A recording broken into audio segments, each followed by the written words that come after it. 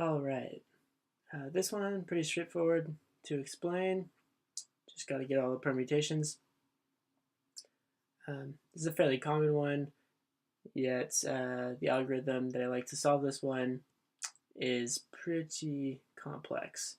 So we're going to spend a lot of time walking through exactly what it does, and I'm just going to code it really quick. Just going to call it perm.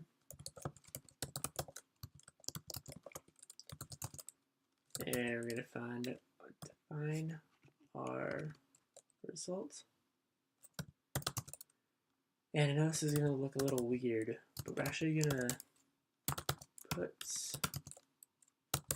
a function within our function. And before we actually code that one, I think it makes a lot of sense to show you what we're going to call it with. I think this would be the natural way to actually code this one. The important part, however, is not to know how to code this one as I'm typing, but to understand what I mean when I walk through it and show all the steps. All right, so we're calling this, so this is going to be a recursive solution to this, as this problem is often solved. We're going to call this action because this is going to be where everything happens. And we're going to be calling it, as you can see, with an empty array and our input array, for example, that. Oops. And so this is where everything happens. So this is our base case. This is where we want to exit out of our recursive call. And when we return, so we exit out of our recursion, we want to push a result to current, we want to push the current, so what's in this first argument, into the result. And now, where the real action happens within action.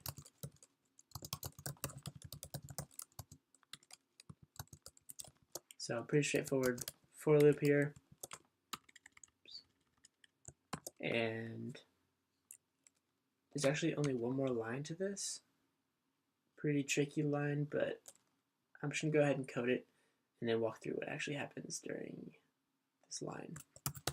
So don't get discouraged if this doesn't make sense, because it's pretty tricky. And just for clarity's sake,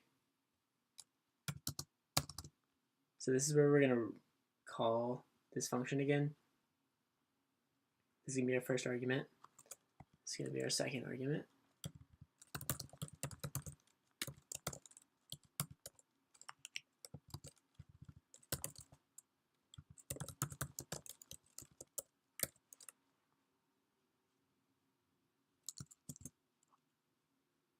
And that is actually it. So to show you that it works,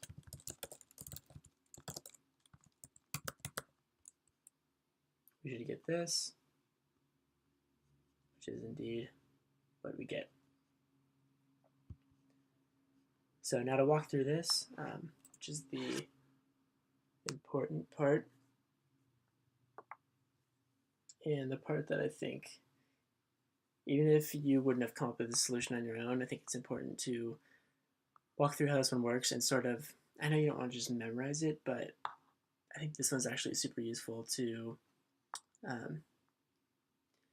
actually just pretty much memorize, because this one's highly counterintuitive to actually code.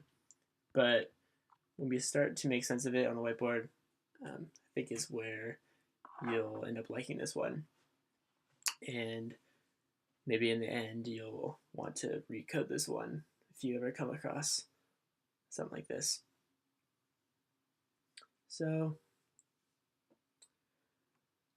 let's define our result, let's just throw it down here. So we just keep track of our result. I'm just going to make that like that, because we know we're going to get all these in there in the end. I don't want to have to keep erasing this bracket, this brace. So let's define the very first time through. We're going to have action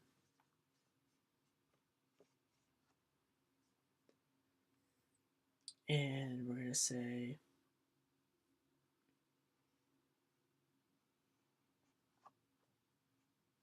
pass the empty array and our input array. So this is the very first time through. Just to make this clear, this would be current. This would be rest.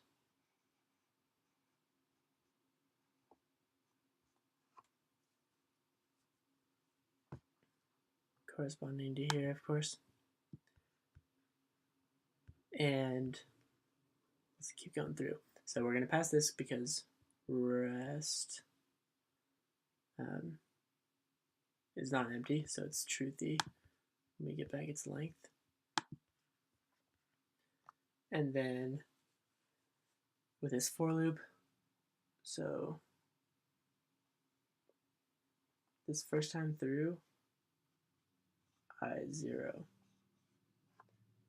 And so as long as rest has something in it, we're going to keep this for loop going. And this first time through, we're going to say, so the spread operator, the way I like to think about it is you pretty much just, in this case, remove the braces from the array. So like say you had an array of 1, 2, all the spread operator is doing is just saying, just take the numbers other than the array. So just take back 1 and 2. At this point, all we have for current is the empty array. So, and notice how this is another call to this function. So I'm going to write it down here like this. And we said this first argument is empty so far because we don't have anything in current. And then rest index I, which is going to be rest, and I is 0, so it's going to be rest. This is rest. So we're going to get back 1 at index 0. So that's our first argument.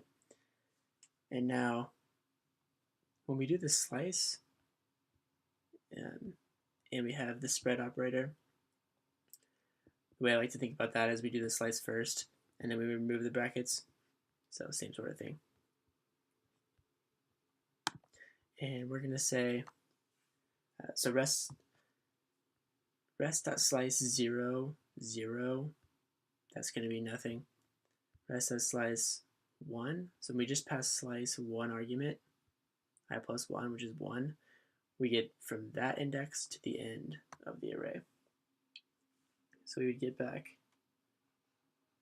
from that index 1 to the end of the array, it's going to be 2, 3. So that's our first recall to action.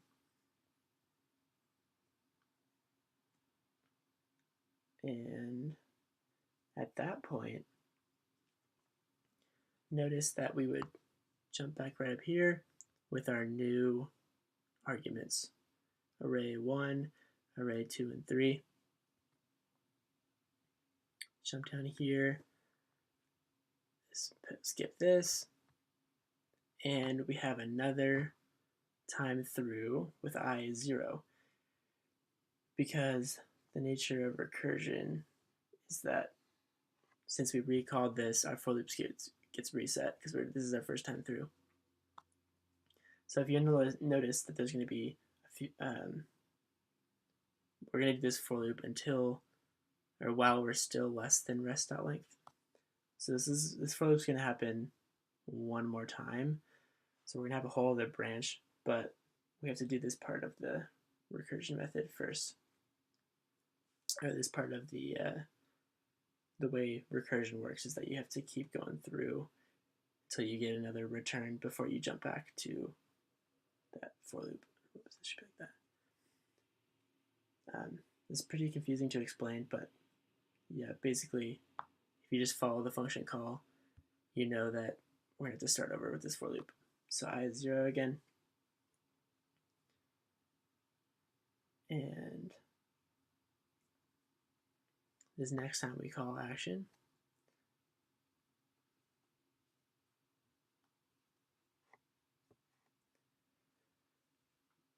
So we spread out current 1. So this, put it here. Rest I. So this is rest now. We're going to grab rest of 0 again. So 2.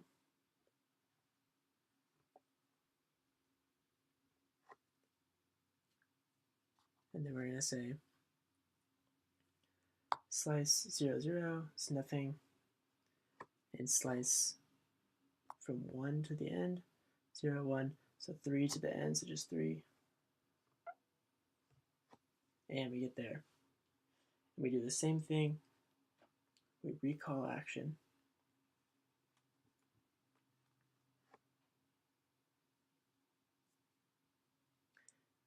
And at this point, you should notice that this for loop that we started in here is going to have to go again. So we're going to get I is 1 because that will still be less than 2, less than length 2 of rest.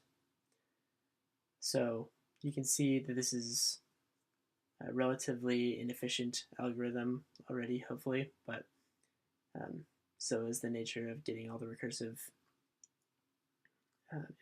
permutations, or so is the nature of getting all the permutations. So we call action again. I is 0 still, another time around, and we're gonna say this time, however, notice that the for loop would break, so we would stop after this very first time through, because at this point rest is only the length of rest is only 1. So after this call, we can erase this one, so because we're already done with it. So spread out what's already in here for this part. Oops. And grab rest of 0.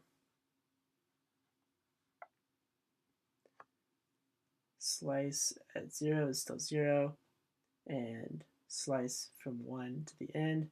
This is 0. 1 would be over here. So we just get an empty array.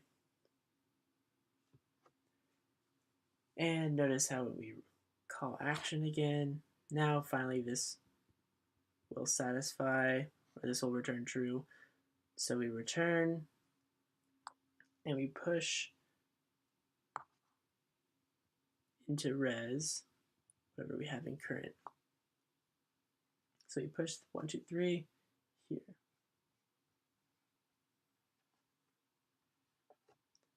So that's how we get our first permutation. And notice how I said this for loop would also, or is already done, because we only have one. We have length of 1 here. So when this I gets incremented to 1, this would break. We would break out of this for loop. So these two are done. This was just the bottom part of this one. So let's erase those.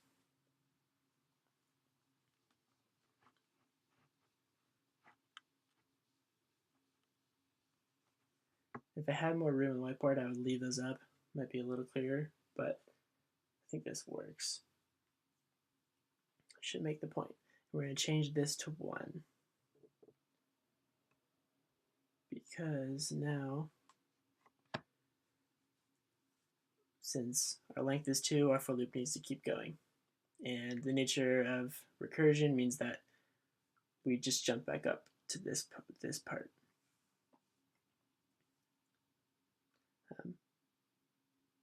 because that's what would come next, just in terms of our function calls and the most recently called functions. And the most recent time we called this function would be this time. So I is 1. So when we recall action this time, spread out what's already in here, and we get rest of 1, what's index 1, which is going to be 3.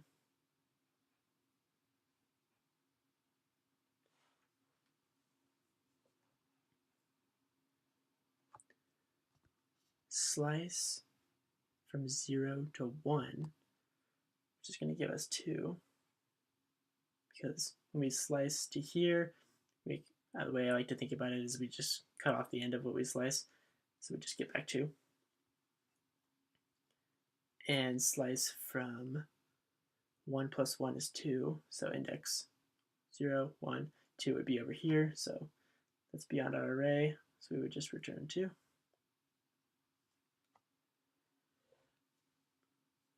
And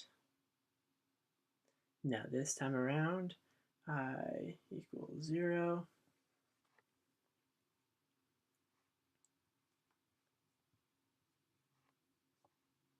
Spread out what we already have.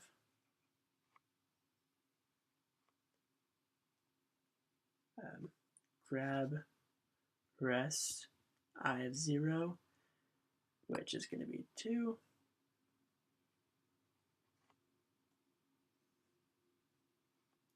And slice 0, 0 is nothing. And slice from 1 to the end. 1 would be beyond our array, so we get back the empty array. And this time through, we would satisfy this part with this because it rest is empty. So we would push this into our answer.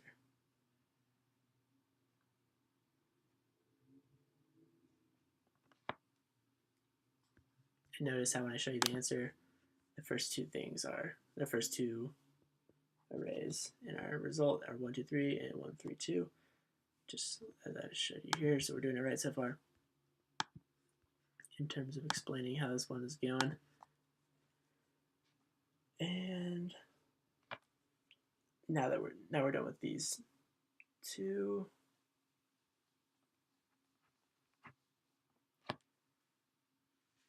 And at this point, I is going to get, so we're actually done with this one as well, because if we incremented I to 2, our for loop would no longer be satisfied because the length of rest is 2. So we're actually done with that part as well. So we get to go all the way back up to our first for loop and change I here to 1.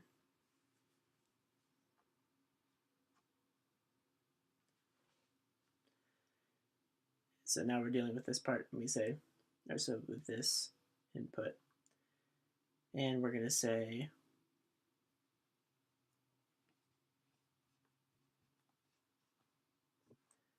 action,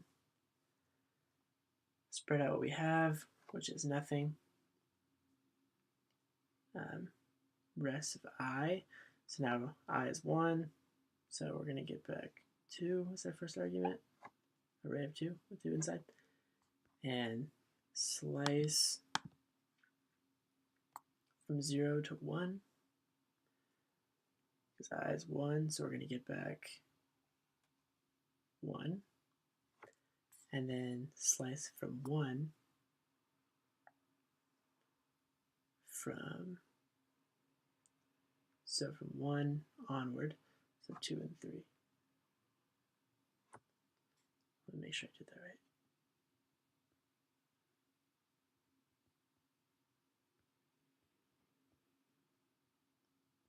One, slice 0, 1, yes, slice I plus 1, oh sorry, yeah, I know I did that wrong. I thought we were only supposed to have 2 here. I would be 2 if we added 1 to it, so 0, 1, 2, so we're grabbing 3. only. And we're setting this time around I equals 0 because we're starting over because we just recalled action. And we're saying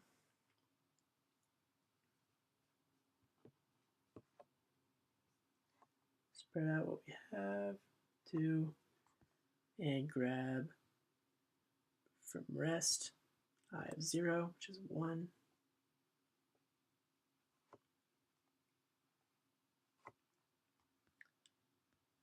And here we have slice 0, 0, which is nothing, and slice from 1 to the end. So from here on, so 3.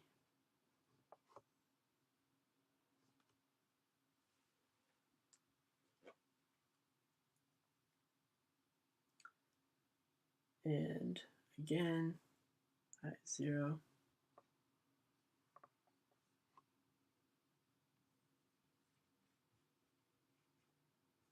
Spread out what we got.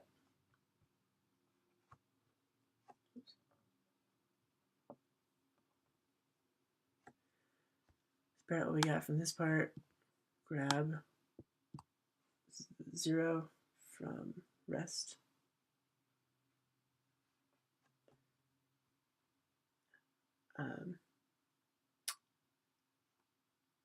Slice 0, 0 is nothing, and slice from index 1.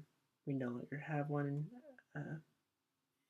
anything at index 1, so we just return the empty array. And if you recall from last time we had the empty index, or the empty array, this part gets satisfied, so we push this into here.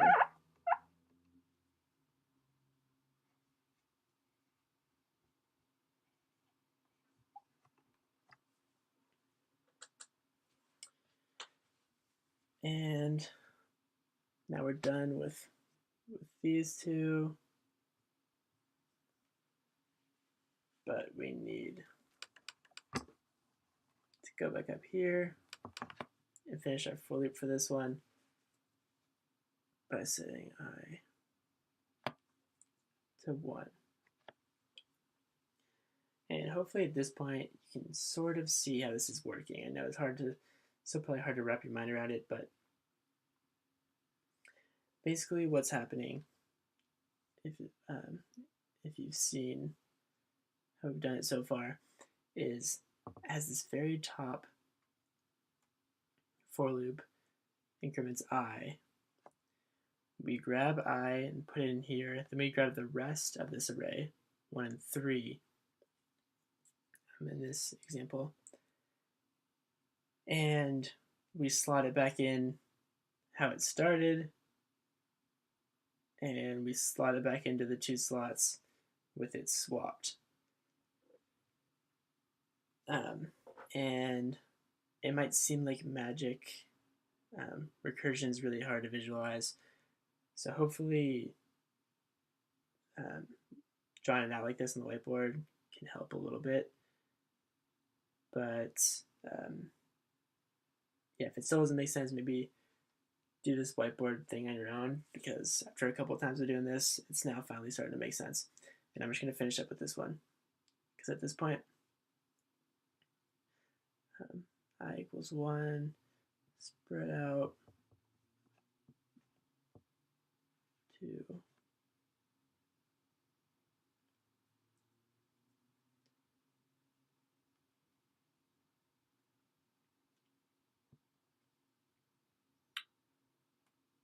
press I would be 3.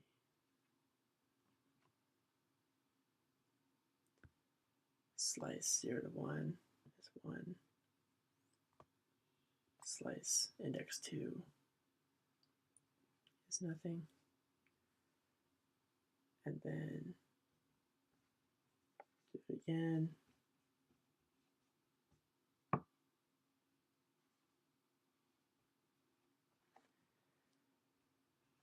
Like that. And put that in here.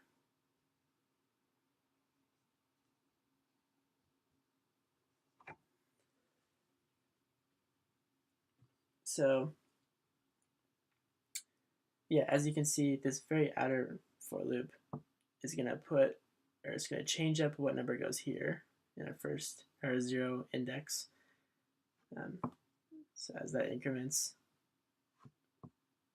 we get 1, 1, and 2, 2, and 3, 3. And then by the nature of this part,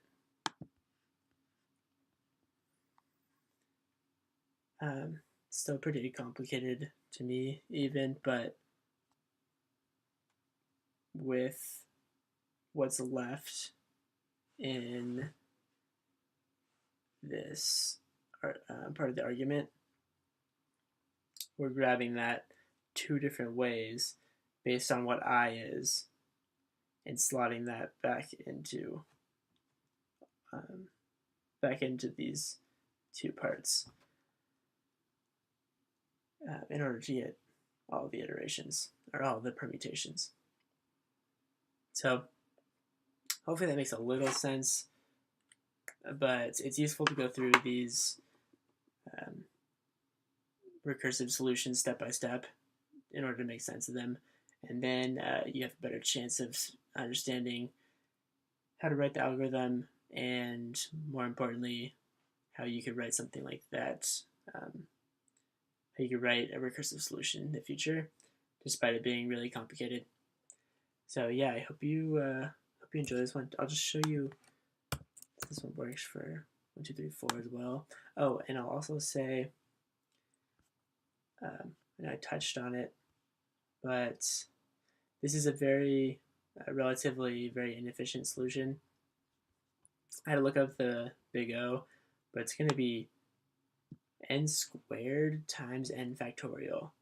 So really inefficient, but yeah, such is the nature of finding all the permutations of what's in an array. Yeah, and this one does work, so I think it is satisfactory and pretty clean solution considering what else you could write for something like this to solve this problem. So yeah, I hope this one helps.